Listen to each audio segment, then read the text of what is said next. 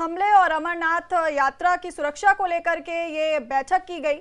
तो क्या कुछ इस बैठक में डिस्कस हुआ, क्या कुछ निकल करके सामने आया?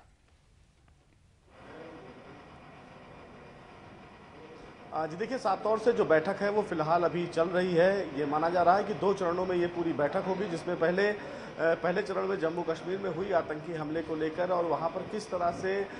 जो आतंकी हमले हो रहे हैं उनको किस तरह से न्यूट्रलाइज किया जाए, उस पर किस तरह से लगाम लगाया जाए, उसमें तमाम जो उच्च स्तरीय अधिकारी हैं, जिसमें एनएसए चीफ अजीत डोभाल भी शामिल हैं, रॉ चीफ बैठे हैं, आर्मी चीफ है, ये तमाम जो लोग हैं वो फिलहाल बैठकर उन्होंने एक प्रेजेंटेशन दिया है कि आने वाले दिनों में जम्मू कश्मीर के कुछ जो फिलहाल संवेदनशील और अति संवेदनशील इलाके हैं वहाँ पर किस तरह से सुरक्षा व्यवस्था को बढ़ाया जाए ताकि जम्मू कश्मीर के जो अति संवेदनशील इलाके हैं वहाँ पर आतंकी घटनाओं को अंजाम देने से रोका जा सके। सिक्योरिटी फोर्सेस के द्वारा भी आज को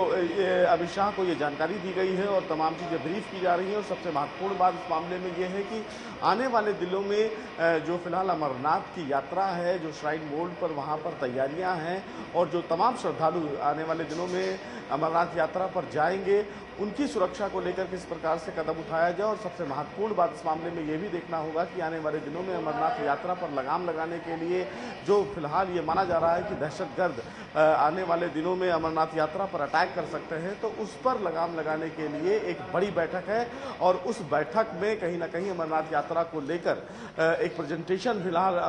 होम मिनिस्टर अमित शाह के समक्ष दिखाया गया है कि किस तरह से यात्रा जो है आने वाले दिनों में वो आयोजित कराई जाए और साथ ही साथ सुरक्षा बलों को कहां पर प्लेस किया जाए ताकि जो तमाम श्रद्धालु हैं उनके मन में किसी भी तरीके से कोई डर ना हो। सबसे महत्वपूर्ण बात है कि जो हिंदू श्रद्धालु हैं उन पर किसी भी तरीके का डर ना हो, जिसकी वजह से एक बड़ी और महत्वपूर्ण बैठक है, क्योंकि आने वाले दिनों में न केवल जम्मू कश्मीर बल्कि अमरनाथ यात्रा भी इस पूरी बैठक का एक महत्वपूर्ण केंद्र बिंदु रहा है। और उसी लिए प्रधानमंत्री नरेंद्र मोदी ने खुद अमित शाह से बातचीत की है, जिसमें गृह मंत्री ने खुद उन्हें ब्रीफ किया है कि किस तरह से तमाम चीज़ें होंगी। आने वाले दिनों में जिस तरह हमने देखा कि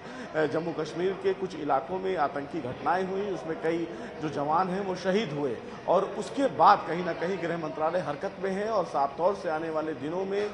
जो कहीं ना कहीं आतंकवादियों और दहशतगर्दों पर लगाम लगाने की और सुरक्षा बलों को और सशक्त और मजबूत बनाने की दिशा में आगे बढ़ रहा है और ये बैठक उसी की दिशा में एक उठाया हुआ बड़ा कदम है। हालांकि तमाम जो सिक्योरिटी चीफ हैं उनकी तरफ से तमाम चीज़ें जानकारी दी गई हैं। आईबी के जो डीजी हैं वो खुद इस बैठक में मौजूद हैं और उन्होंने बताया है कि किस तरह से उन्होंने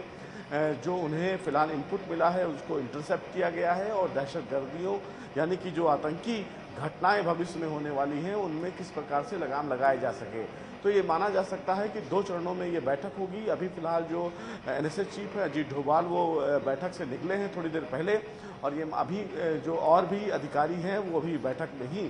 मौजूद हैं, लेकिन ये माना जा सकता है कि दूसरे चरण की जो बैठक होगी वो थोड़ी देर में शुरू होने वाली है, जिसमें अमरनाथ यात्रा के